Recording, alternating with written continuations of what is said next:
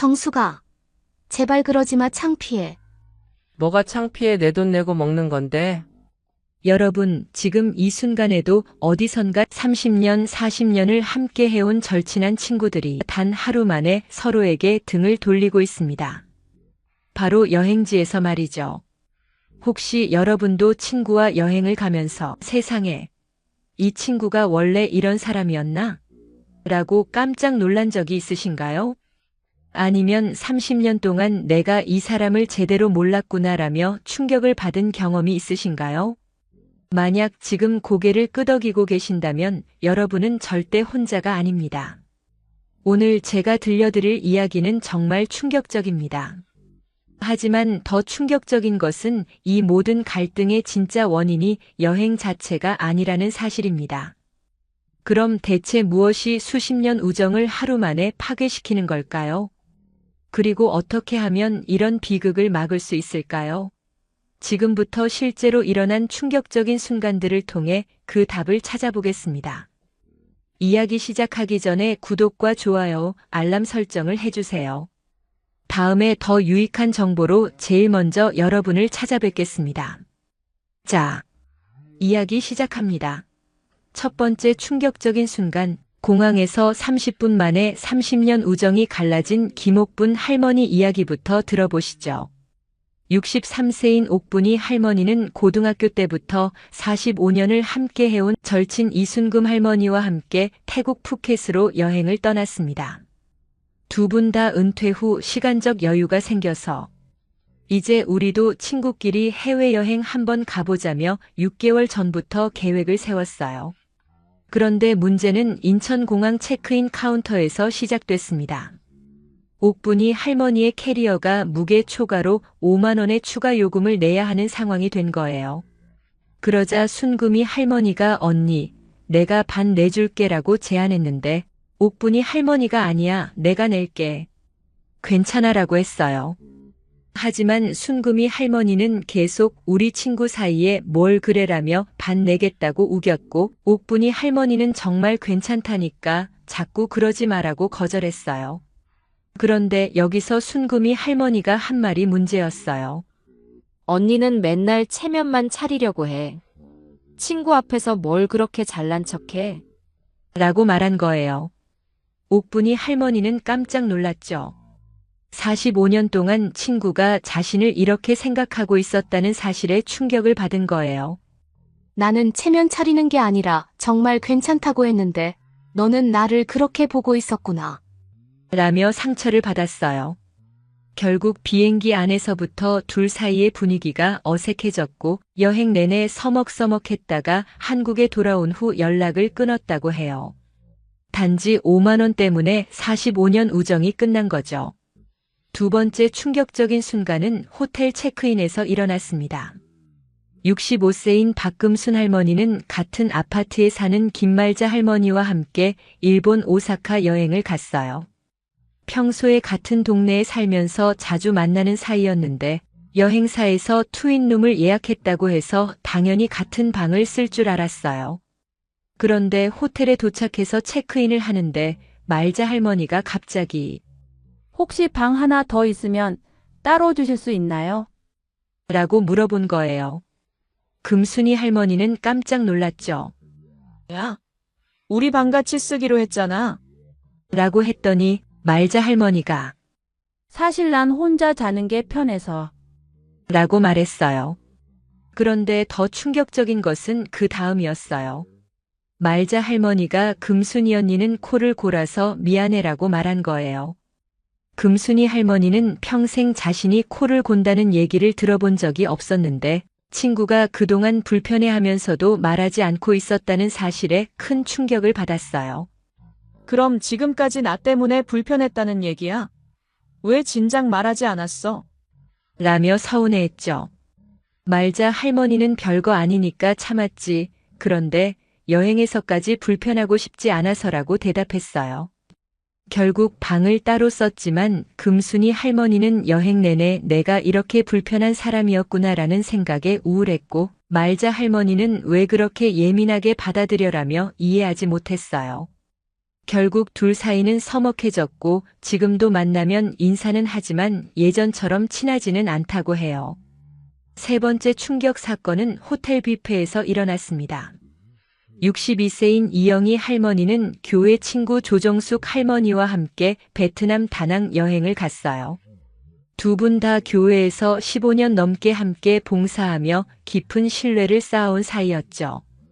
그런데 첫날 저녁 호텔 뷔페에서 충격적인 일이 벌어졌어요. 정숙이 할머니가 뷔페에서 음식을 가져올 때 접시에 산더미처럼 쌓아서 가져오는 거예요. 게다가 한 번에 여러 접시를 들고 와서 테이블에 잔뜩 놓아두고 천천히 먹기 시작했어요. 영희 할머니는 저렇게 많이 가져와서 다 먹을 수 있나? 라고 걱정했는데 정말로 절반도 못 먹고 남겼어요. 더 충격적인 것은 그 다음이었어요.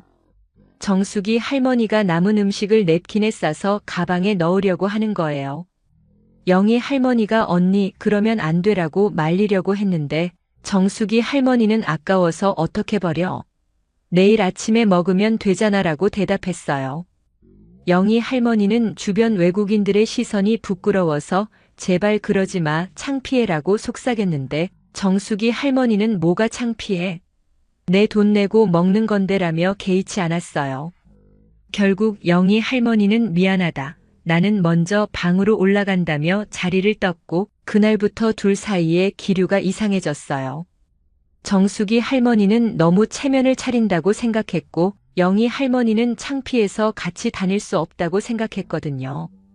교회에서 그토록 덕망 있어 보였던 사람의 이런 모습에 완전히 실망한 영희 할머니는 한국에 돌아온 후 교회도 옮겼다고 해요.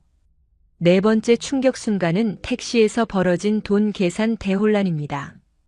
김철호 할아버지 67세는 대학 동기 3명과 함께 말레이시아 쿠알라룸푸르 여행을 갔어요. 모두 성공한 사업가들로 경제적으로 여유가 있는 분들이었죠. 그런데 셋째 날 쇼핑몰에서 호텔로 돌아오는 택시 안에서 문제가 시작됐어요.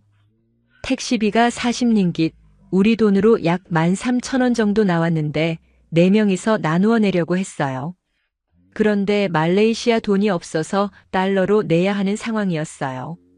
10달러를 내면 되는데 누가 낼 것인지를 정하다가 문제가 생긴 거예요. 한 친구가 내가 낼게라고 했는데 다른 친구가 아니야. 우리가 나누어 내자라고 했어요.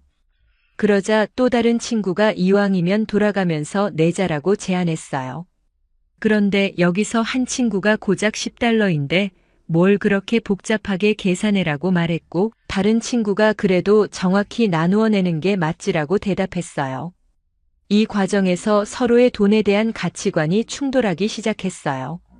한 친구는 10달러 가지고 뭘 그래라는 식이었고 다른 친구는 친구 사이라도 정확히 계산해야 한다는 입장이었어요. 결국 택시에서 내려서도 30분 동안 이 문제로 언성을 높였고 그날 저녁에는 서로 다른 식당에서 저녁을 먹을 정도로 분위기가 나빠졌어요. 단지 10달러 우리 돈 13,000원 때문에 40년 우정에 금이 간 거죠. 다섯 번째이자 마지막 충격 순간은 귀국 전날 면세점에서 일어났습니다. 장미자 할머니 64세와 한옥자 할머니 66세는 성당에서 만나 20년 넘게 함께 해온 친구 사이였어요. 두 분 다 신앙심이 깊고 봉사활동도 열심히 하는 모범적인 교우였죠. 그런데 홍콩 여행 마지막 날 면세점에서 쇼핑을 하는데 옥자 할머니의 행동에 미자 할머니가 경악했어요. 옥자 할머니가 명품 가방을 보더니 가격을 확인하고는 이거 한국에서 사면 300만 원인데 여기서는 250만 원이네라며 바로 구매한 거예요. 그것도 자기 것뿐만 아니라 딸과 며느리 것까지 3개를 샀어요. 총 750만 원을 한 번에 결제하는 모습을 본 미자 할머니는 충격을 받았어요. 평소에 요즘 물가가 비싸서 힘들다. 연금으로는 생활이 빠듯하다고 말하던 친구가 이렇게 큰 돈을 쉽게 쓰는 모습이 이해가 안 됐거든요. 더 충격적인 것은 그 다음이었어요. 옥자 할머니가 미자 할머니에게 언니도 하나 사지 그래. 기회가 언제 또 있을지 모르잖아라고 권한 거예요. 미자 할머니는 나는 그런 비싼 걸 살 형편이 안 되라고 했는데 옥자 할머니가 그래도 여행 왔는데 뭔가 하나는 사야지라며 계속 권했어요. 미자 할머니는 점점 위축되고 초라한 기분이 들었어요. 결국 미자 할머니는 먼저 나가서 기다릴게라며 면세점을 나왔고 그때부터 둘 사이의 분위기가 싸늘해졌어요. 비행기에서도 거의 대화를 하지 않았고 한국에 돌아온 후 성당에서 마주쳐도 어색한 인사만 나눈다고 해요. 자, 여러분은 이런 이야기들을 들으시면서 어떤 생각이 드시나요? 에이, 이런 사소한 일로 우정이 끝나다니 너무 유치하다라고 생각하실지도 모르겠어요. 하지만 심리학자들은 이런 현상을 매우 자연스러운 일이라고 설명합니다. 왜냐하면 여행은 평소와 완전히 다른 환경에서 이루어지는 스트레스 상황이기 때문이에요. 우리가 일상에서는 서로의 단점이나 차이점을 잘 모르고 지낼 수 있어요. 각자 자기 집에서 자고 자기가 좋아하는 음식을 먹고 자기 페이스대로 생활하니까요. 하지만 여행에서는 24시간 내내 함께 있으면서 모든 것을 공유해야 해요. 잠자는 방식, 먹는 방식, 돈 쓰는 방식, 시간 관리 방식, 스트레스 대처 방식 등등 모든 것이 다 드러나게 되죠. 특히 나이가 들수록 자신만의 고정된 패턴과 가치관이 강해지는데 이것이 다른 사람과 충돌할 때 타협하기가 더 어려워져요. 젊을 때는 뭐 어때 친구니까 맞춰주지라며 넘어갈 수 있었던 일들이 나이가 들면 이 나이에 왜 내가 스트레스를 받아야 해라는 생각으로 바뀌거든요.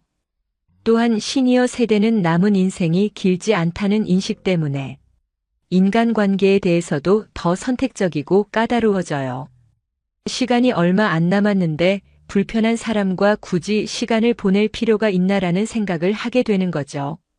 그래서 젊을 때는 그래도 오랜 친구인데라며 참고 넘어갔던 일들을 이제는 더 이상 참고 싶지 않다며 관계를 정리해버리는 경우가 많아요. 심리학에서는 이를 여행 증후군이라고 부르기도 해요. 여행이라는 특수한 상황에서 평소 숨겨져 있던 성격이나 가치관이 적나라하게 드러나면서 인간관계에 변화가 생기는 현상을 말하는 거죠. 특히 여행은 돈, 시간, 공간, 음식 등 생활의 모든 영역에서 선택과 타협이 필요한 상황이기 때문에 개인차가 가장 극명하게 드러나는 무대라고 할 수 있어요. 이런 상황은 2025년 들어서 더욱 심각해지고 있어요.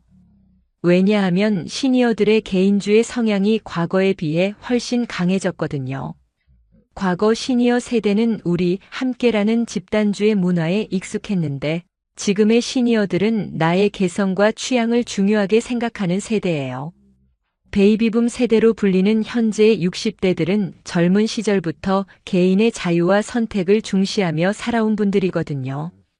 그래서 여행에서도 나는 이렇게 하고 싶은데 왜 다른 사람에게 맞춰야 해라는 생각이 강해요. 또한 경제력의 차이도 과거보다 훨씬 커졌어요. 은퇴 준비를 잘한 사람과 그렇지 못한 사람 사이의 격차가 엄청나게 벌어졌거든요. 어떤 분은 해외여행을 자주 다니면서 수백만 원을 쉽게 쓸 수 있는데 어떤 분은 여행비를 몇 달씩 모아서 간신히 한 번 가는 상황이에요. 이런 경제력 차이가 여행에서 갈등의 원인이 되는 경우가 많아요. SNS의 영향도 무시할 수 없어요. 요즘 시니어들도 카카오톡을 활발하게 사용하면서 카톡 프사에 여행 사진을 올리고 자랑하려는 욕구가 강해졌어요. 그래서 카톡에 올릴 만한 예쁜 사진을 찍자고 하는 사람과 여행은 그냥 즐기는 거지. 뭘 그렇게 사진 찍어라고 하는 사람 사이에 갈등이 생기기도 해요. 또한 건강 상태의 차이도 과거보다 훨씬 다양해졌어요. 의학기술의 발달로 각종 만성질환을 관리하면서 여행을 다니는 분들이 많아졌는데 이로 인해 여행 중 고려해야 할 사항들이 복잡해졌어요. 당뇨, 고혈압, 심장병, 관절염 등을 앓고 있는 분들은 식사나 활동에 제약이 있는데 건강한 분들은 이를 이해하지 못하는 경우가 많아요. 그럼 이런 갈등을 어떻게 예방할 수 있을까요? 제가 여러 전문가들과 상담해서 정리한 갈등 없는 여행의 황금 법칙 10가지를 알려드릴게요. 첫 번째는 여행 전 성격 테스트를 함께 해보는 것입니다. 인터넷에 있는 간단한 성격 검사를 함께 해보시고 서로의 성향을 미리 파악해보세요. 예를 들어 계획형인지 즉흥형인지 절약형인지 소비형인지 활동적인지 조용한지 등을 알아보는 거예요. 이렇게 하면 이 친구는 원래 계획을 세세하게 세우는 타입이구나. 이 친구는 돈을 쓸 때 신중한 편이구나 하면서 미리 이해할 수 있어요. 두 번째는 비상 탈출 계획을 미리 세워두는 것입니다. 만약 여행 중에 심각한 갈등이 생겼을 때 어떻게 할 건지를 미리 정해두는 거예요. 갈등이 생기면 하루 정도 따로 지내보자. 정말 안 되면 항공편을 따로 바꿔서 돌아오자. 이런 식으로 비상 계획을 세워두면 심리적 부담이 줄어들어요. 세 번째는 돈 관련된 모든 것을 사전에 투명하게 공개하는 것입니다. 여행 전에 각자의 예산과 소비 성향을 솔직하게 이야기해 보세요. 나는 이번 여행에 총 200만 원 정도 쓸 생각이야. 나는 쇼핑보다는 맛있는 음식에 돈을 쓰고 싶어. 이런 식으로 미리 말해두면 나중에 오해가 생길 가능성이 줄어들어요. 네 번째는 개인 취향을 존중한다는 약속을 하는 것입니다. 각자 하고 싶은 게 다를 수 있으니까 서로 강요하지 말자. 누가 뭘 하든 비판하지 말자는 약속을 미리 해두세요. 다섯 번째는 갈등이 생겼을 때 24시간 규칙을 적용하는 것입니다. 화가 나더라도 24시간은 참고 시간을 두었다가 차분하게 대화하자는 약속을 하는 거예요. 감정적일 때 한 말은 나중에 후회하는 경우가 많거든요. 여섯 번째는 여행 중 금지어를 정하는 것입니다. 넌 맨날 그래. 원래 그런 사람이야. 나이 먹고 왜 그래? 같은 상처 주는 말들을 금지어로 정해두세요. 일곱 번째는 역할을 명확하게 분담하는 것입니다. 누가 교통을 담당하고 누가 숙소를 담당하고 누가 식당을 담당할 건지 미리 정해두면 책임 소재가 명확해져서 갈등이 줄어들어요. 여덟 번째는 감정 다이어리를 매일 쓰는 것입니다. 여행 중에 느낀 감정이나 불편했던 점을 일기장에 써보세요. 말로 하면 상대방이 상처받을 수 있는 내용도 글로 쓰면서 정리하면 마음이 편해져요. 아홉 번째는 중재자 역할을 순번으로 정하는 것입니다. 갈등이 생겼을 때 누가 중재할 건지를 미리 정해두는 거예요. 오늘은 어가 중재자, 내일은 비가 중재자 이런 식으로요. 마지막 10번째는 여행이 끝난 후 반드시 사후 평가를 하는 것입니다. 이번 여행에서 좋았던 점과 아쉬웠던 점이 뭐였는지, 다음에는 어떻게 하면 더 좋을지를 솔직하게 이야기해 보세요. 하지만 여러분, 사실 가장 중요한 것은 여행 스킬이나 갈등 해결법이 아닙니다. 진짜 중요한 것은 서로에 대한 이해와 배려예요. 여행은 어떻게 보면 우정의 리트머스 시험지 같은 거예요. 진짜 친구라면 서로의 단점을 보더라도 원래 그런 사람이구나 하며 받아들일 수 있어야 해요.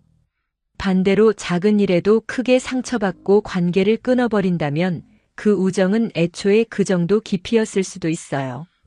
실제로 여행에서 갈등을 겪고도 이를 잘 극복한 친구들은 오히려 더 돈독한 관계가 되는 경우가 많아요.